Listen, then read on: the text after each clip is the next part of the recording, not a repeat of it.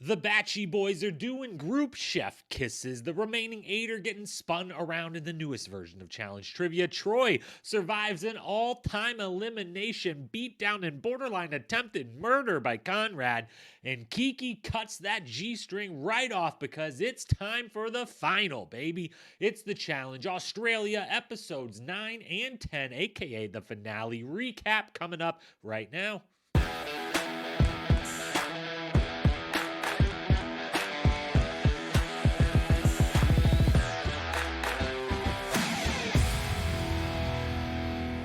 What up, my fellow challenge lovers? Welcome to The Challenge Historian, where we dive deep into all things MTV's The Challenge, past, present, or future. If it's happening in the Challenge universe, then we are here to document it. I am your host and dedicated Challenge historian, Jacob Hollabaugh. Thank you so very, very much for being here with me today. I'm still saying MTV's The Challenge. I've just gone all the way back to it. I know, obviously, even today, we're here to talk about The Challenge Australia on some network that I've never even heard of because I don't live in Australia, but I just, there's something, that little bit of nostalgia in me. I've got to say MTV, so we'll see if we can get that out. But we are here today to talk Challenge Australia, episodes 9 and 10, aka the finale. We've been covering the full season long over the last couple weeks here. We've been encouraging you to watch right along with us. It does seem like, at least based on who's, listening to this particular podcast, the number of people who've maybe picked this show up over here in the States later down the line of the season has gone up a little bit. So that's wonderful to see. And if you got friends in your life, challenge friends in your life who haven't been watching Australia, tell them to go watch, because we get the ending of the season here. It was a pretty good ending as far as the last couple episodes, which sometimes can be all not that much of the part we're actually interested in or entertained by in a challenge house. These were actually pretty good. It's a lot to talk about. I look forward to it. So go tell your friends who haven't watched it yet to go ahead and do so. And then if you don't mind, send them over this way to listen to the podcast recaps as well, and maybe encourage them to hit, follow, subscribe, downloads, 5-star reviews, all those kinds of things. You should encourage them to do all of that. But we are here to talk about Australia, the end of the episode. Before we do, quick programming reminders. Today is a double finale day because, yes, this podcast is coming out on a Saturday versus a Friday, like it was originally maybe scheduled to, but some things happened. So now it's coming out on a Saturday, same day as the Survivor finale recap, me and my good friend Paige over on the Most Likely To podcast feed. If you're a Survivor fan, if you watch Survivor, if you've been listening at all to those recaps we've been doing, you might be pretty upset. A lot of people are pretty upset with the end of the Survivor finale. And while I wish that someone else maybe would have won, I was rooting for some different people. I will say, spoiler for that podcast with Paige, you're going to hear two people disagree a bit about, I may be in the minority of thinking the right person when it got down to the final 3, the person who played the best game of those 3 won. So go listen to that if you're not totally offended now already that I've even said that little bit about Survivor. That finale recaps out today. On Monday on this podcast feed, we will do another final quick Australia season awards, season recap podcast. It will not be the massive thing that sometimes the season recaps are, but I decided that this season deserves its own season recap and award podcast separate from this podcast we're recording and you're listening to right now about recapping the last 2 episodes. So that'll be Monday. Ride or Dies on Wednesday night, and then next Friday, a little Christmas episode that isn't Christmas themed at all. It's just coming out the day before Christmas. Top cast members and MVPs of the first 20 seasons to try to finally finish that rewatch recap miniseries to end the year here. So that's what's coming up. As for what's coming up right now, today, in this moment, the podcast you are listening to, Australia, episode 9, episode 10, the final 2 episodes, winners crowned. Let's talk about it all, starting now.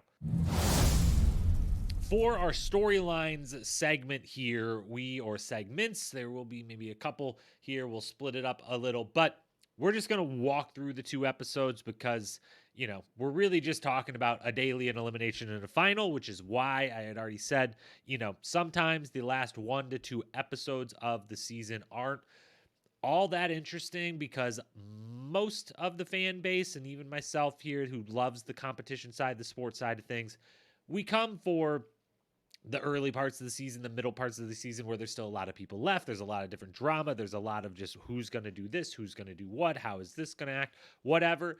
And once you kind of get to the end, it's just really watching the sport for the last, episode and a half here, which I'm good by. And when it's good, the best versions of it can still be really great and entertaining and thrilling and exciting when you don't know who's going to win. And I think this is a pretty good version of that. But some people tune out for the ends of the season and just kind of look up the spoilers like, who won? Okay, good. Moving on.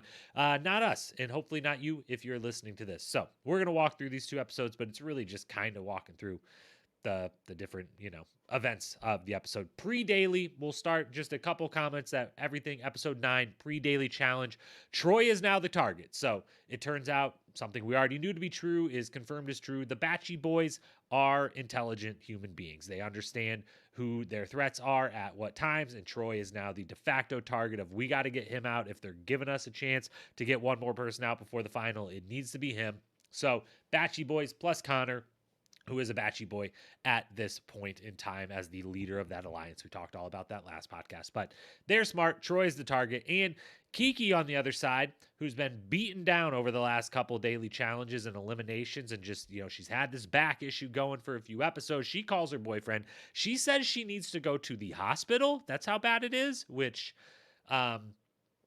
wow. If it's that bad, then we'll touch on this again at the very end, because if you're listening to this, I'm guessing where the end of these 2 episodes is and who the winners are. But wow, if she needs to go to the hospital and hangs in there and does what she does over the next episode and a half, that's very impressive. But one way or the other, she is definitely in some pain, definitely hurt. And as we'll find out, she's not being given all that many painkillers either, but at least some, maybe. So we all get all that, but then we go to the daily challenge. The daily challenge is trivia. They saved it for last. They stick to the true challenge script. They can't do a season of the challenge, even in a new country, new cast, new everything, except for, the games and stuff that 5 other seasons are all using at the same time and locations and all that. But mostly new. Can't do a challenge without doing trivia. So they do trivia in a pretty fun version of it. I really like they add in the element of like, normally it's, most traditionally at this point, stand over a height. You're going to be dropped off the side of a building. You're going to be dropped 30 feet into water. And that adds the little fear factor and the pressure and, makes it fun. I like that they switch it up. And this one is like, we're going to spin you around. It's just going to be miserable. You're going to be miserable. You might want to vomit. I'm very surprised that no one does end up vomiting, because they're spinning around for a pretty good while. And you're allowed to quit. You're allowed to give up if you're like, this is miserable and I don't want to be doing this and I feel okay. So I kind of like that element that they went with something different. I think we're about to see this exact same thing happen on Ride or Dies this next week, in episode 11 or 12 or whatever episode they're on of Ride or Dies. So we're going to get to see it again. The only thing about it was, and this is going to be, the American in me here that needs to be more empathetic to all of the international fans of the flagship challenge show, which I now very much am. The shoe is on the other foot, and I gotta say, trivia is not as fun when you're not from the place that most of the trivia questions are being asked about. There was a lot of like Australian focused questions, which obviously makes perfect sense and is how it should very well be. But I did realize that, man, that probably is a bummer for all of our beloved international fans of the flagship series here in the States, that, yeah, like trivia isn't the thing, that it isn't quite as fun when like you're not as tuned into like the questions or able to know like, how hard is this? Should I be laughing? Should I not be laughing? Whatever. So shout out to all the international fans for being okay with the fact that trivia is like the de facto, the defining daily challenge of a challenge season. And I never really fully grasped that it's really awesome and really fun for all of us here in the States, but there's a lot of fans all around the world of this wonderful television program. And so maybe that, the premier daily challenge isn't as great for all of you. So it was fun, but I was left a little like, I don't know which ones of these should be funny, which ones are embarrassing, which ones not. The only one I know that was for sure is What's a Hemisphere? That was the one true standout moment of like, you need at least one of those in a trivia of someone willingly like knowing I just maybe gave a dumb answer and I'll willingly double down. I know this is being recorded and filmed, so like I'll just kind of say something silly, and they ask the What's a Hemisphere a couple times over. Kiki and Connor get the win, a very important win.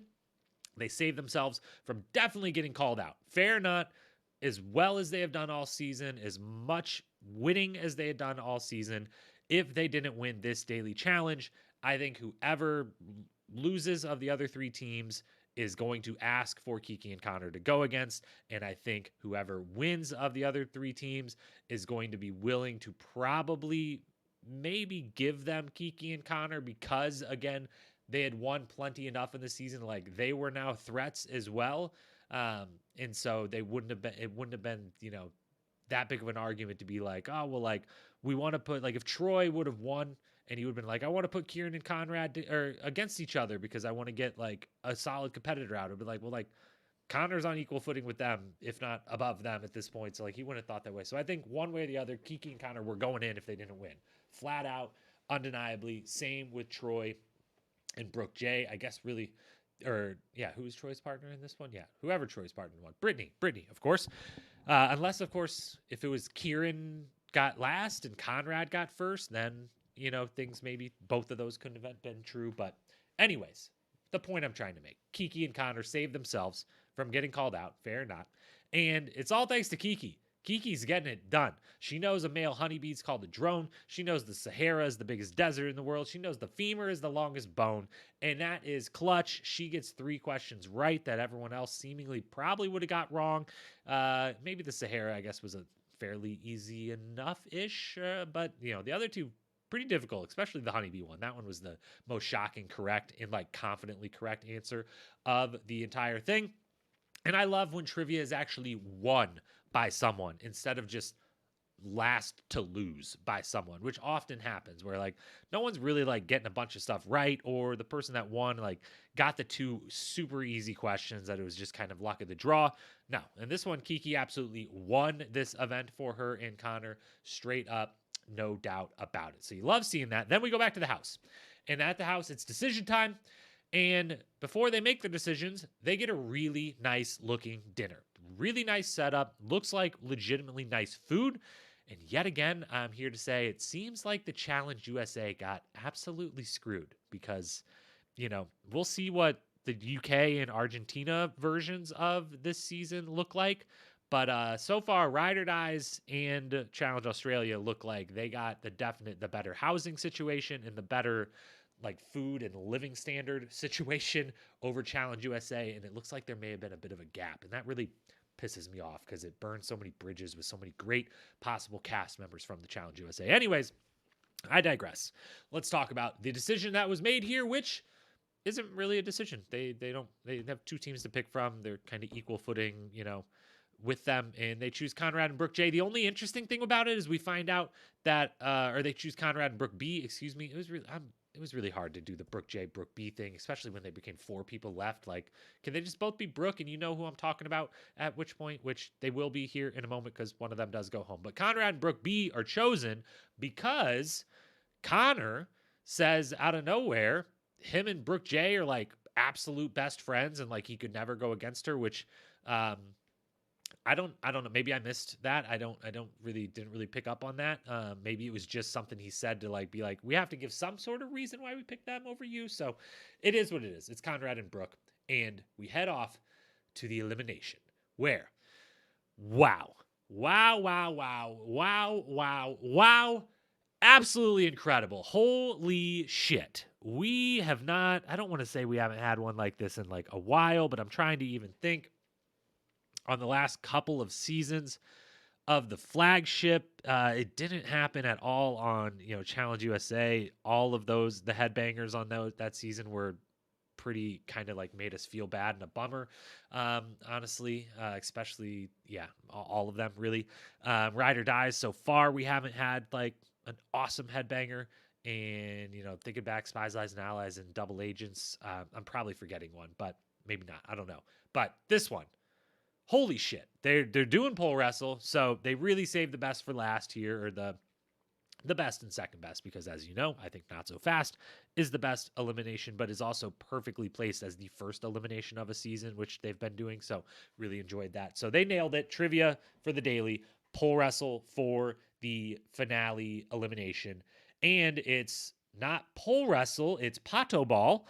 And it's whatever they they explain whatever it is. Bryony does, and I don't know what a pato is. I'm not from there. Maybe it had some relevance that I just don't know because I'm not from there. But regardless, for our sake, it's a ball, It's about size-wise, it's smaller than a volleyball, but larger than a softball. I think it's like I would say it's actually halfway between those two objects. So it's about that big of a ball with 6 handles strapped around the outside, and it leads to an even more brutal pole wrestle than a pole does. When they do the pole, or when especially when they up it to the X, the ring, but specifically the X in the pole, really, it can get really, really brutal because you can get like shoved in the side with the X. You can get your hands wrapped around the wrong way or whatever. But it's kind of conducive to like doing those things, having those really bad moments is just you're gonna let go or you're not gonna be able to hold on. Handles are the most brutal of all because they're the easiest to like hold on to in weird positions and still like have your hand in there. It's the easiest to get wedged in the wrong way and be like, I would like to let go right now because my hand and wrist and arm are about to break, but like now I can't because I'm like stuck in here. It's also a ball with the handles on it. So as we see, when you can land on top of it, it can do its own kind of damage. It can be used against you as like a weapon against your opponent. So it's an intense version. We know from the start it's going to be intense. I love that when they walk out, it's empty. It's the ball's not even in the middle. It's just empty, empty. And we had, I believe, Brooke J is the one who's like, there's nothing there. We kind of know from the watching the actual version of the show that what this might mean. And yeah, it means pole wrestle. We get it. And look, shout out to Brittany and Brooke. They have a really good, solid fight. For a 2-0 victory on Brittany's side, it's a really good fight. It is won quickly, but not easily. Brittany just gets the proper position. She uses her size to then, once she has that top position, can hold Brooke's arms down. She uses her side to just like, my arms are longer than your arms. I can get it out here to the end, and eventually you'll kind of have to let go. So she wins. It's a good fight. It's a good matchup. If that was a one-on-one elimination, it was just them, I would have been like, hey, that was a really solid elimination, really good. But it's nothing compared to Konrad versus Troy. Because holy, just wow.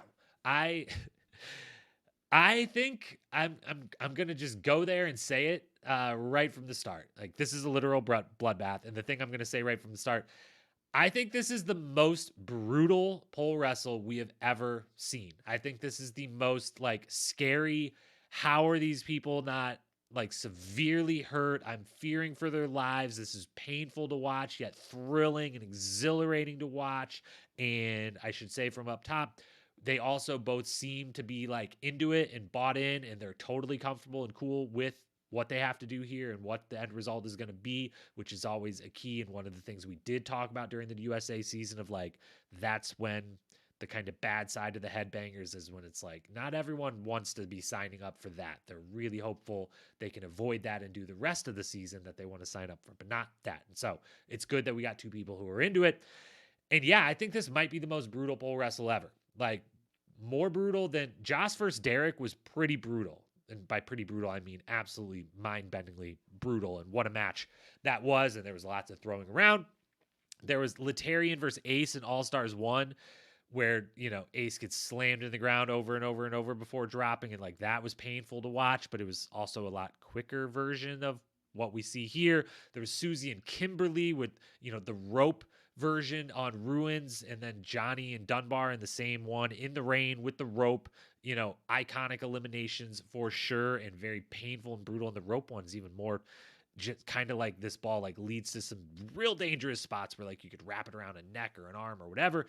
But more than even like Jordan versus Fessy, which wasn't a very, was over very quickly, but like Jordan gets really, really hurt multiple times in that elimination. So like, more than all those, more than any of them I can really think of, and maybe I'm wrong, and maybe, I'll go back and examine and I'll come back to you with a final answer, but this shit is insane. Like, Konrad beats the living crap out of Troy. And, the first time he picks him full up to his shoulder height, which Conrad's like a tall dude. Like, Conrad's what? Got to be at least, it's always hard in Challenge House because he's the tallest. So does that mean he's 6 foot? Does that mean he's 6'4"? But like, I don't know. Let's give him 6'2", 6'3" at least. He picks Troy up to his freaking shoulder height and slams him down. His full body weight on top of Troy. Troy on top of the ball thing going into his chest and stomach with Troy's body weight and Konrad's body weight and all of the, the momentum of being slammed from 6 feet in the air to the ground on top of that. Like, he does that the first time, and I'm like, God damn. Like, this is insane. I can't believe that just happened. Now, I get the flashbacks to Letarian doing pretty similar thing to an Ace, or Letarian even trying to do a similar thing to Tyler Duckworth on All-Stars 2. Or just to Joss and Derek, Joss throwing Derek around on Vendettas.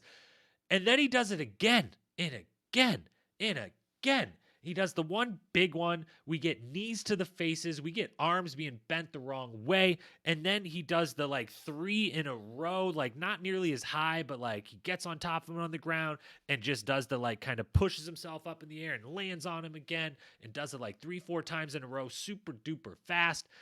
And it's just insane. And Troy, the whole time, knows his strategy. His strategy coming in, he knows it. He's like, I got better grip strength. I'm tougher, or I'm going to hope to be tougher. And I can take the pain. I can take all the thrashing. I can do it. I can stomach it. It's going to suck. But I'm just going to let him use all the energy, and I'm going to willingly be the kind of ragdoll, fight for position here and there, but like willingly to just be like, do your thing, do your worst. And when I'm holding on at the end of it, you'll be tired and I'll get this thing away from you. And it works out for him. It does. And Konrad's strategy, by the way, isn't wrong. Konrad's strategy of like, my path to victory is just straight up beat Troy to death. Like, beat him up, slam him down. And there's nothing wrong with his strategy. He does not lose this because his strategy was bad and Troy's was good. It's just, that's the best strategy for both of them to take in this moment. And Troy is able to outlast him. And if I'm Konrad, I'm like, yeah, tip of the cap. I don't know how the hell I slammed you and me on top of that ball like a dozen times. I kicked you in the face. I rubbed your face in the dirt. We bent each other's arms the wrong way a half a dozen times each. And you just never stopped. And Troy, even iconic moment near the end. I mean, this elimination is way up there, immediately way up there in elimination history. But making it the best it could even be is right at the end after the kind of like 3 or 4 successive slams. Bryony's, commenting on it. And Troy kind of mutters from at the bottom of this little pile of the two humans, keep him coming. And that was the moment he won. He let it be known, you've done your worst. We've been in here. I'm bleeding everywhere. My face is bleeding, my mouth, my hands, my knees. I might have broken ribs. Who the hell knows? And all of that. And you feel so good, but I can tell you're now really, really freaking tired. Your hands are getting more loose on that ball. And I have the audacity to just be like, keep them coming. Keep doing it. Go ahead. Like, it's not going to change anything. And that's the moment where he wins. And he does actually, right pretty quickly after he says that. Konrad's life just kind of drains out of him. It takes a lot of energy and a lot of strength to whip a man around a ring and beat the crap out of him and pick him up and throw him down dozens of times. So yeah, Konrad's tired. His hands slip off. Troy gets the win. He and Brittany get to go on, and Konrad and Brookby are out right before the final. And it's gonna be it's gonna be an elimination that lives way up there in the history books. And yeah, it's the reason it just adds. This season has been so amazing, and the one thing it was maybe missing was like the all-time, way up there daily or elimination where you're like from the sports side of things. I'm gonna remember that. It had so much on the show side that it's like really Hall of Fame level stuff. I'm gonna remember this, and this from this season. It was really great. And now it adds the last feather in its cap, an iconic elimination. Hats off to Konrad and hats off to Troy, who is absolutely just battered and bruised when this is all over. Episode 9 then ends right where episode 10 will pick up, and that is time for the final. And by time for the final, I mean they start immediately. And what a slap in the face this is to Troy and Brittany, but like with respect to Troy even more. Like Brittany, it's minor bullshit and a minor offense to Brittany. It is a major, major, major offense to Troy. It's like back, I say it's a slap in the face. It's back on Cutthroat when they did the fly swatter challenge. Like Brittany gets slapped with one of the first two fly swatters. Troy gets slapped with like the third one that's like 6 fly swatters bolted together with like steel around the outside or whatever. Really supposed to hurt. Like it's bullshit for both, but holy cow. Like Brittany at least got through her battle relatively quickly, like used a bunch of energy, took a little bit of a beating, but like it was over pretty fast. Troy just had the shit kicked out of him and is bleeding from 7 different places on his body. And now Bryony's like, so we're going to start the final right this very second, which also then Troy's deficiencies possibly going in, or also Brittany, who is partnered with them's deficiencies going right in. And ultimately, things that everyone who eventually is partnered with them has to deal with the fact that like these two are coming in even worse off than we were. So yeah, so that's tough and reminds me of, back on All Stars 2, which I hate to even mention that final, but that was an instance where someone won a physical elimination and then had to start a final immediately. Darrell and Janelle, that is, right? Those two, were they partnered together when that happened? Or yeah, I tried to put that thing out of my memory, so I may be even getting that wrong, but I don't think I am. It was the two of them, and so this has happened before, and it is kind of part of it, and so they've got to deal with it. And they both do. They don't really make too big of a fuss about it, which they would have deserved to. The final, it's going to be 3 stages, but really 4. You're partnered with someone for each stage, including the first 2, because it's really 2 stages at the beginning. Just one's not timed. And if your partner quits, you quit. So we could possibly get an Enzo style, ruin Desi's chances style, I hate you forever style, one person quits on the other person. Thankfully, we eventually don't, although it does come into play near the very end. And this setup, this format, it's solid. It's, overnight first, then the 3 stages the next day. It's ultimately not like the bike part is crazy. We're going to talk about each section here in a moment, but like it's not that crazy of a final, which is fine. This is kind of the version I'm okay with. It still takes a very long time. I mean, their total times in the end are like 4.5 hours or something of work, plus the whole overnight sequence, which is untimed, but you have to do it. So it's still brutal. It's still really freaking hard, and they're kind of starting to find a decent middle ground of like how insane do we want to make these. I can only imagine though the one for the global championship is going to be absolutely out of control. Like it's going to be 3 days long. It's going to be silly. It's going to be dumb, but it also might be awesome. So we'll see. Let's hope for the latter. This format though does lead to some luck of the draw. They're going to do 3 stages. You're partnered with each of the 3 people one time. Could get some luck of the draw. Nothing too I'm about to say nothing too egregious takes place, but in fact, it kind of does, and we're gonna talk about that. But luck of the draw is a part of this. You're partnered, you swap partners. Who you're partnered with when can really, really matter. Many of the elements we see in this daily challenge, in this final, are things from daily challenges or eliminations that we've seen in this show, in Ride or Dies, in USA. So it does seem like at some point they just decided like we're gonna build 20 different things, and we're just going to kind of rotate through those series of things, mixing and matching daily, final, elimination for each season to move them around, because we see multiple things in this final that have been a part of a daily or an elimination on another season, USA or Ride or Dies. So that's what's going down.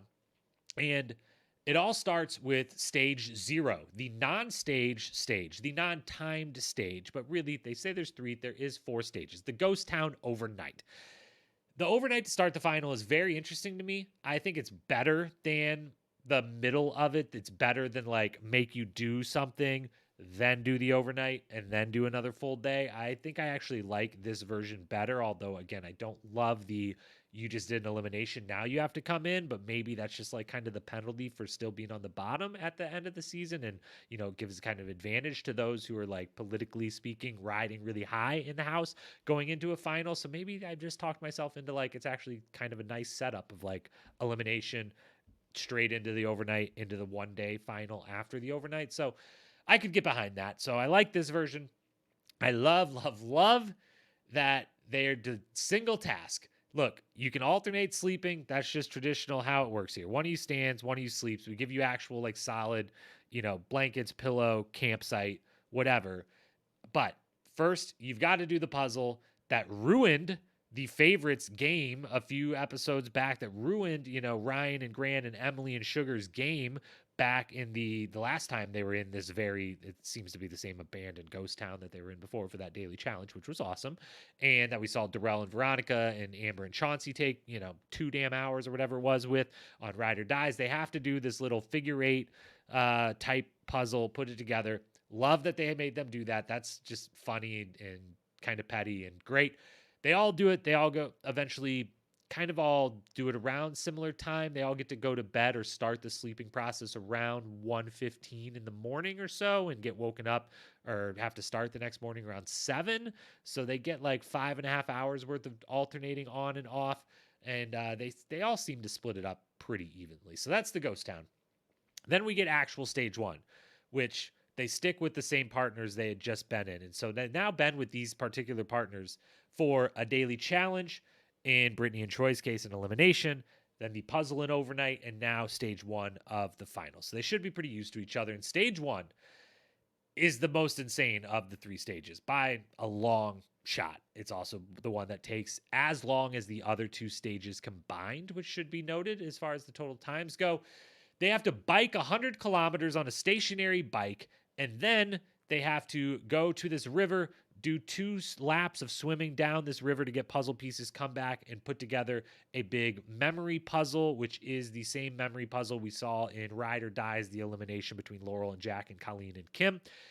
And let's just start with, it's an insane thing to have to, the first thing you have to do is a 100-kilometer bike, which for those dummies like myself over here in the States who used our dumb system of measurement, 62 miles, 100 kilometers, roughly 62 miles. So 31 miles a piece if you split it up. Very, very smart. The thing they've kind of realized, they did it back on Free Agents, but then, they've had other times where they actually make people bike the physical distance and actually out on an open road on a real bike. Stationary bike's way better because everyone gets to stay there in one location and funny things can happen, such as Kiki cutting off her G-string and going commando the rest of the way. Iconic moment, incredible moment, just absolutely hilarious moment. So you get that type of stuff, everyone there in once, and they can all actually see when they leave. I like that they ask the updates during it, like, hey, how far are you? How far are you? And everyone has to kind of say out loud. All of that's great, but 100-kilometer bike to start the whole thing, that is just going to ruin your legs for the whole rest of the way. It's so brutal. So interesting choice to start, brutal choice to start, and proper in the end, because again, this final as a collective is a touch on the easier side compared to many of the ones of recent past. And so I like that they're like, we're going to wear the F out right here from the start, but while you're still in the same collective spot. Then they got to do the river. River's super gross. Algae is just so disgusting. I don't know that it's actually bad for you or anything, whatever. I don't think it is at all. I know it's in some whatever. I don't know anything about algae other than it looks gross when the whole top of the river is covered in the green algae goo and you got to swim through it. It looks gross. They get the puzzle pieces. They got to do the puzzle, like I said, from Ride or Die elimination, Laurel and Jack won. And I really like that a lot. I think this is maybe the best memory board that I've seen in the puzzle in the challenge world. I really like this memory board, specifically this puzzle. Specifically, they all get it done. And by the end of this first run, it is Brooke and Troy. Oh, wait. So do I have this wrong? No, I don't. They did switch partners. So Troy and Brittany didn't do all of this straight in a row together. Brooke and Troy, the power duo, the winners of 2 daily challenge, take the first stage in a time of 3 hours, 2 minutes. Kieran and Kiki behind them by 9 minutes at 3:11. Connor and Brittany behind them by 11 minutes at 3:13, which was a big deal because Connor and Brittany do the puzzle 13 minutes faster than Troy and Brooke and 28 minutes faster than Kieran and Kiki, catching them up after they really struggled on the bike portion in comparison to the other 2 teams. So we go into stage 2. Brooke and Troy got a little bit of a lead, but it's close. Stage 2, they got to run with a plank, and then they got to cross the field with the plank the same way we saw on last episode, 2 episodes ago on Ride or Dies, part of the daily challenge, where they had to cross the field with the plank on top of the 3 barrels, not touch the ground. Kiki has to walk immediately. And this is the moment where it's like, damn, is Kiki going to have to quit? And if she does, is Troy about to lose because he's partnered with someone who's going to have to quit? Holy shit, is this about to happen? And thankfully it doesn't.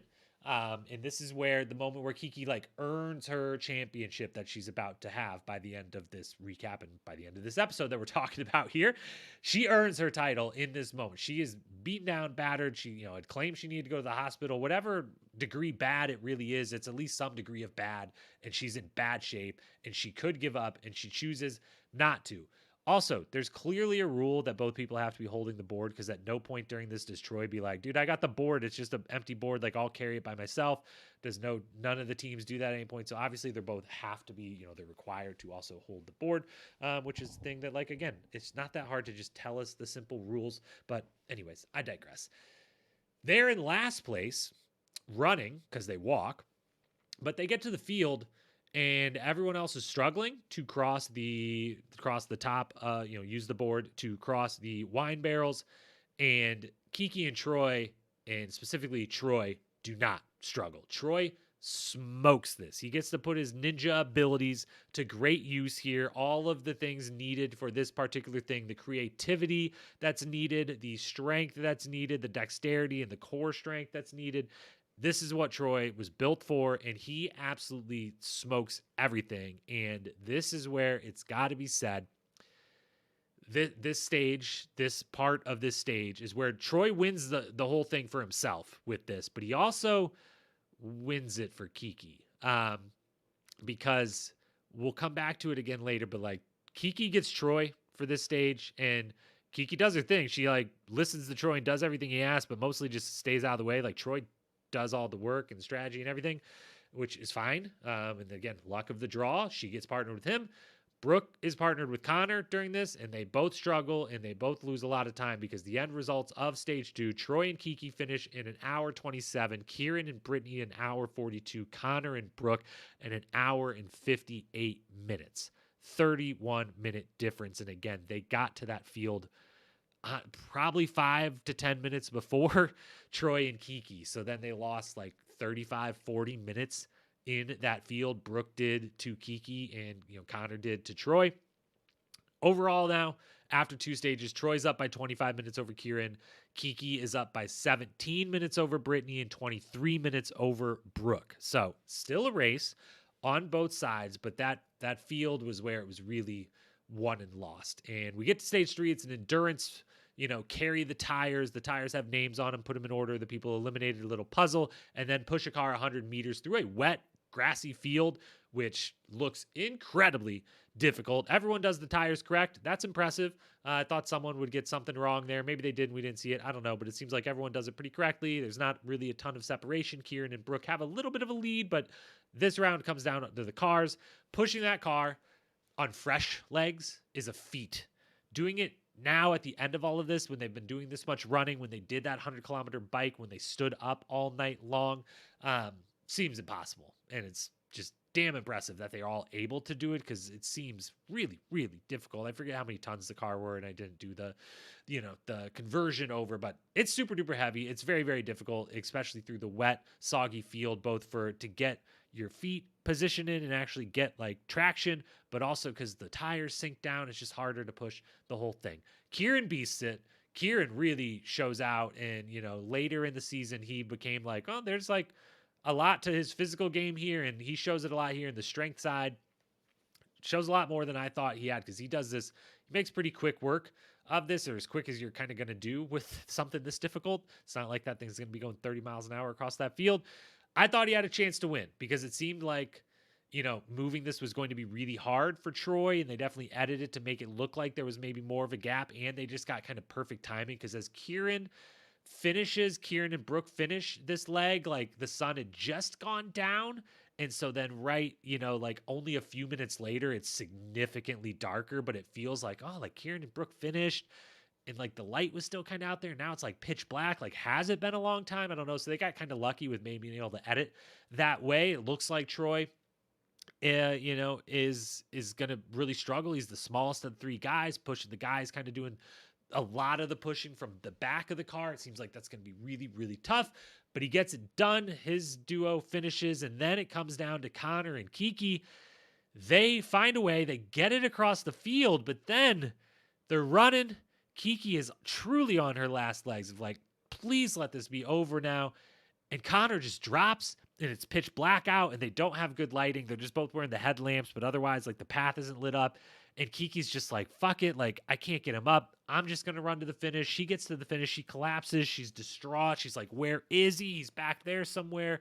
Bryony says, your time doesn't stop. You both have to be here. If he doesn't get here, you're done.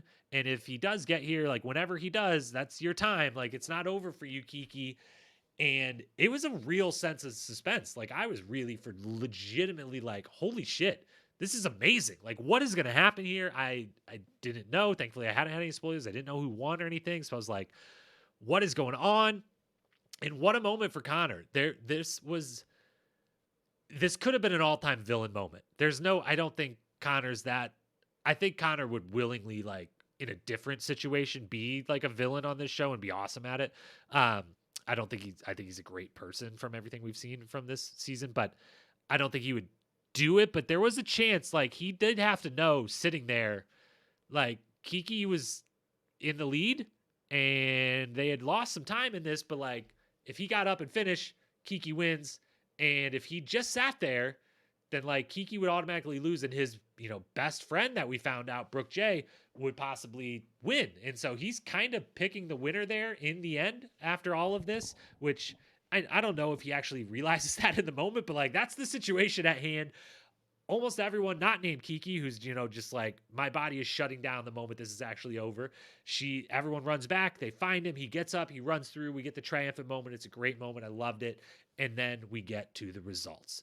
And the results are that Troy ends up winning by 20 minutes. So we only lost 5 minutes pushing the car, not as much as we thought, but good editing job on them.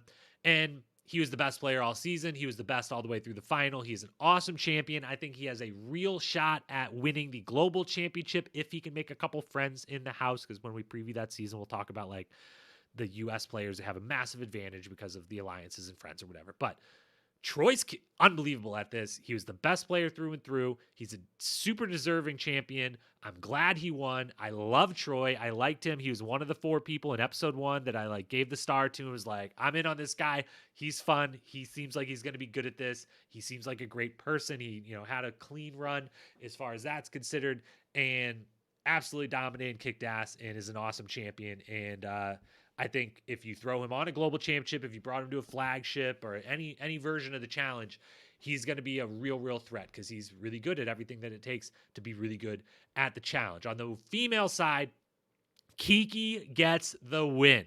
She wins by 9 minutes over Brooke, so Brooke made up 14 minutes on the car. And again, lost by 31 minutes and really like 35 to 40 minutes on the plank across the field. So yes, to a large degree, partners, when you're partnered with who had a big effect on this, but that's part of the challenge. That's part of partner seasons and part of especially recent challenge seasons. So no, that doesn't take anything away from Kiki. It just kind of had to be said. Like, I would be a little bummed if I was Brooke. I would be a little upset at the mini algo, as Bryony likes to call this one, baby algo that they had there picking the teams for each stage. But Kiki gets the win. And Kiki is an icon already. 1 season, icon, boom, done. She's amazing. Freaking love Kiki. I will, eat crow. I said going into this, after the last episodes, I said, no way that Kiki wins. I thought she did not have a chance to win this season, which I was wrong. She did. She kicked butt. She also had some of the best moments of the final in the last 2 episodes. I said that Troy and Brooke J would win. I thought Connor and Brooke B would lose the pole wrestle, just to go back to my predictions for the final after last week. So I got half right. I got Troy winning, and I had Brooke B in the losing side of the pole wrestle. I just had the teams kind of wrong there, or how they would end up together a little bit wrong. But shout out to Kiki, man. Incredible performance. She's amazing. I still don't know how extensive her injuries were, or how much she just wanted to talk more about them, or if like she should have went to the hospital. Maybe she did go to the hospital when this was all said and done, but like, one way or the other, she had real injuries. Anything with your back at all, the smallest thing with your back to the biggest thing with your back, running on it and biking, sitting on a stationary bike on it. My God, standing up all night. Like, incredible. Absolutely incredible. She's a badass. She never quits. she kicks some butt. She gets the one, luck of the draw with the right partner at the right time for the one thing that she maybe wouldn't have been as good at. And she got the best possible partner to help her with that portion. Love it. She kicked ass and she's the best. She's a one season icon immediately. Like, she was so great this season. We'll see on Monday if she takes home the season MVP award, but she'll definitely be in the running for that. I say all that to say we'll talk maybe more about this again on Monday too. I don't love her chances of winning the global challenge. I do love her chances of continuing to build fans and be beloved and build her resume as an icon of the challenge world. But we'll see. Also, I'll say this now. I am going to do this on Monday for everyone, but Kiki, please, please, please come over to the States or to wherever they film the state flagship version for a season and, hop on the MTV version. You were built for the MTV version of this show. Please, please, please, Kiki, and some others that we'll talk about on Monday's podcast. Come over, join us in the flagship program. But Troy and Kiki win. That's the end of the episode. Let's hand out a couple quick awards. You know me, I love the awards, and I can't just skip over giving out some awards for these final 2 episodes. So we're still going to do best quote, best moment in episode MVP from these 2 episodes combined. On the quote front, we had first nominee Troy, quote, "My hands are beat up, my face is beat up, my belly is beat up, but surprisingly, my strength is still there. I know I've got a lot more to give," end quote. And yeah, his face, even whatever, multiple days later in the final confessionals that they're filming, he's still got like all the bruises and cuts and stuff on his face. It's gnarly. It's wild. Second nominee, Brittany, quote, "It looks like Konrad is that character Bowser from Mario Kart, that big angry turtle. At this point, I'm not worried about Troy winning. I'm worried about Troy coming out of this alive," end quote. What a call out to Bowser from Mario. Just perfect. It couldn't have been more perfect. Love that. And then the third and final one comes from Kiki. "Am I going to lay on this and you're going to carry me out of here, right?" And then, Bryony says something and then continues, "I really do. I've already cut my G-string off, threw up the only painkillers that they'll give me, so it's getting bleak." And that is the moment where she's thinking like, do I need to continue with this? What's going on? And it's just kind of a follow-up on the cutting off the G-string thing, and just it's all great. It's all great. Kiki's so wonderful. But the quote of the week goes to Brittany. The Bowser quote is really great and really well done. As for the best moment, 5 nominees here. First one, right at the beginning of episode 9, the 3 Bachy Boys that are left, Kieran, Konrad, and Connor, coming into their bedroom, and all seemingly they had done this before. They knew they all look at each other and then converge and do a group chef's kiss type handshake thing. It's wonderful. It's cute. It's fun. I like that a lot. Second nominee, Brooke J and Kieran. They're the ones that don't know what a hemisphere is and ask, is Antarctica, or they ask what the question is, what continent has land in all 4 hemispheres, which the answer is Africa, and they go with Antarctica, and then they ask what a hemisphere is, and they say they don't know what a hemisphere is. That's all very, very fun. Nominee number 3, Brittany and Konrad's back and forth over dinner. They kind of have a very fun, positive, good nature. They're friends. They've been in an alliance the whole time. There's nothing like nasty about it. Just a very good, fun friends kind of busting each other's chops a little bit back and forth that culminates in Brittany with the "you haven't won anything yet either" to Konrad when, he's talking about, "Oh, we're going to beat you in the elimination." And Brittany like, "Bro, you haven't won a single thing. You haven't won a daily. You haven't won an elimination. You haven't won a final. Like, don't talk about the money. Don't talk about anything. You haven't won anything yet." I just loved the friendly banter back and forth between those two. Fourth moment, the whole elimination between Konrad and Troy, the full body lift of Troy in the air and slamming him to the ground, specifically, just holy shit again, was unbelievable. So that gets nominated. And the fifth and final one, in the winner, has to be Kiki, cutting off the G-string because she's not comfortable, and then just going commando the rest of the final, which I assume, I don't know, maybe between stages they let her like change and put on some new underwear or something under there, but just middle of a 100-kilometer stationary bike ride, starting a final out, and she's just like, "Man, it's really riding up my ass. Like, this isn't very comfortable. Like, am I allowed? Can someone give me scissors? Is that allowed? Like, will we allow this?" And like, of course, thank God, producers were like, "Yes, we will. I don't think it's really giving you advantage or anything. Yes, we will let you cut off your underwear and throw them in the air." That's great. So glad they let her do it. That's the moment of these 2 episodes. As for the episode MVP, shout out real quick to the pink sweater with the yellow flowers on it, which I believe is Connor's sweater. But we now in this episode we see Brittany wearing it for some confessionals and for part of a day at the house. We see, I believe it's either Kieran or Konrad or both at different points. I know Kieran for sure wear it at certain points of the season, but that sweater has been worn by a bunch of people. It's turned into, the Fessie's turtleneck situation. Everyone's been wearing it all season long. So shout out to that sweater. It's a lovely sweater and it's getting a lot of use. Top 3 for the MVP of this episode, though: Connor, Troy, Kiki. Kiki's the winner. She's the MVP of this. She made a final entertaining, which is one of the hardest things to do in the world of the challenge, is to make the final entertaining from a show perspective and not just like, is it a close race perspective. So she does that. She wins. She's awesome. She's amazing. I love her. She's an icon. She's the MVP of these 2 episodes with respect to Troy and Connor, who both put up great performances, and obviously Troy getting the win himself. That is all for these 2 episodes. We've covered it all. There's no power rankings to do, no predictions to do, because the season is over. So I was anticipating coming into this podcast doing the recap of both episodes and then doing season awards right on top of it. That would have been way too long of a podcast, and the season deserves better than that. I already lumped episode recaps together. I ain't lumping the season recap and awards into an episode recap. That just isn't fair for a season that was as good as this one was. So here's what we're going to do. Coming back on Monday, we will do a season recap and awards podcast where we will touch on thoughts on the season at large, thoughts on specifically seasons in other countries, and trying to tie all of those together, and just the idea of this global tournament, how they're doing things versus just, like in the world of Survivor. There's Survivor Australia, and it's just a long running show, and they're not mixed together or anything like that. So some thoughts on some general high-level challenge topics, state of the challenge stuff like that. And then we'll hand out awards for best quote of the season, the Dan Renzi Award winner, the moment of the season MVP, of course. We kind of know the names that are going to be in that, but who will win, we shall see. And then the final thing we'll do is a little yes, no. Do we want them to come to the flagship in the United States and join us there for everyone from this season? And so we'll round it all up. It'll be, a pretty quick as far as season recap podcasts go,